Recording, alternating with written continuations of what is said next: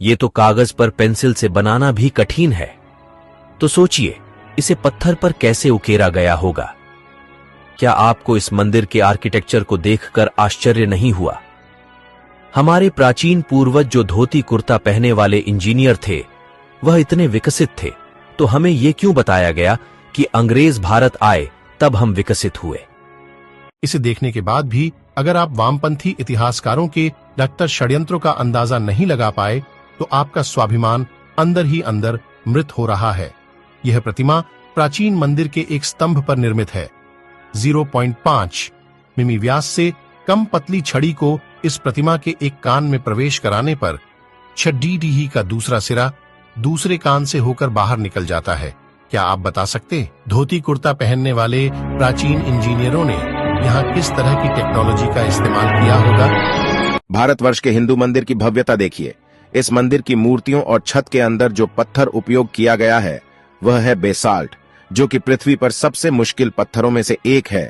इसे आज की आधुनिक डायमंड इलेक्ट्रॉन मशीन ही काट सकती है, वह भी केवल 1 इंच प्रति घंटे की दर से। अब आप सोचिए कैसे इन्होंने 900 साल पहले इस पत्थर पर इतनी बारीक कारीगरी की है। यहाँ पर एक नृत्यांगना की मूर्ति भी है जिसने हाई हील पहनी हुई है। सबसे ज्यादा अगर कुछ आश्चर्यजनक है वह है इस मंदिर की छत। यहाँ पर इतनी बारीक कारीगरी की गई है जिसकी सुंदरता देखते ही बनती है। मंदिर की बाहर की तरफ जो पिलर लगे हुए हैं उन पर कारीगरी देखिए। दूसरा, उनकी चमक और लेवल में कटाई। मंदिर के प्रांगण में एक नंदी भी है जो भी इसी पत्थर से बना हुआ है, और उस पर जो कारीगरी की हुई है वह भी बहुत अद्भुत है।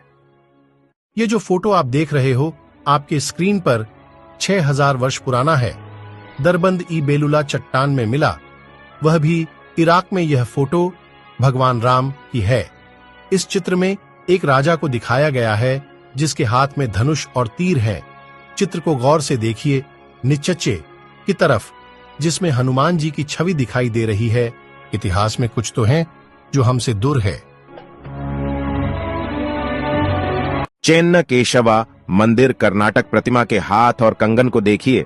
क्या आपको लगता है कि ऐसी फिनिशिंग और बारीक नक्काशी केवल छेनी हथौड़ी से संभव है?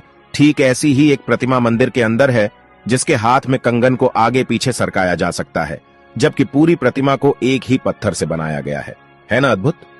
सच तो यह है कि हमारे मंदिर 7 आश्चर्यों की लिस्ट बनाने वालों की तुष्टिकरण की भेंट चढ़ा गया।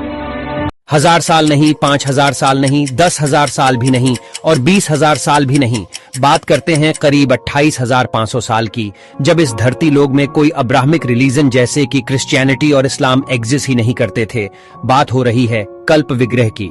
साल 1859 में नेपाल में शिव जी की एक ऐसी सॉलिड ब्रोंज से बनी मूर्ति मिलती है जिसे जब यूनिवर्सिटी ऑफ कैलिफोर्निया में रेडियो कार्बन डेटिंग की जाती है तो यह पता चलता है कि यह मूर्ति करीब 26,000 साल से 28,000 साल पुरानी हो सकती है, जो पूरे हिंदू इतिहास में धरती पर मिला सबसे पुराना लॉर्ड शिवा का आइडल था।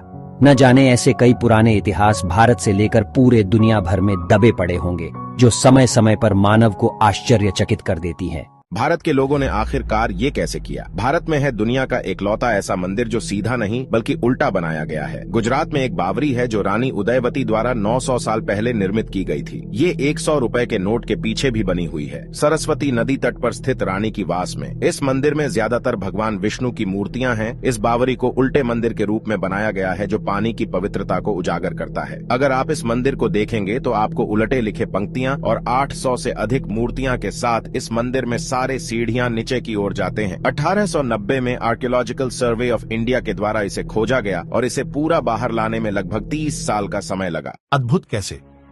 इतना घर्षण रहित तो बेयरिंग लगाने पर भी न चल सकेगा।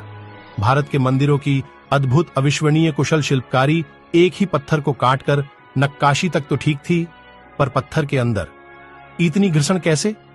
मेरे पास शब्द नहीं है, आप ही कुछ बताइए कमेंट्स पर। बस हम और आप कल्पना कर सकते हैं, आधुनिक मशीन भी नहीं कर पाएगी।